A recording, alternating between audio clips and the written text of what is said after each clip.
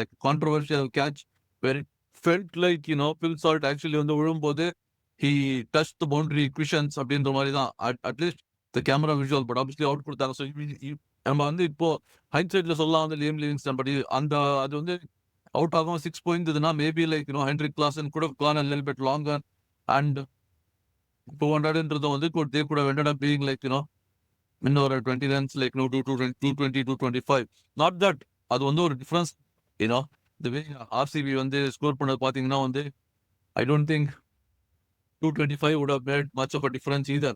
ஏன்னா 15 ஓவர்ல ஆர்சிபி முடிச்சுட்டு போயிட்டாரு. கோலி வந்து அதே like carrying on his form from where he left அப்படின்ற மாதிரி.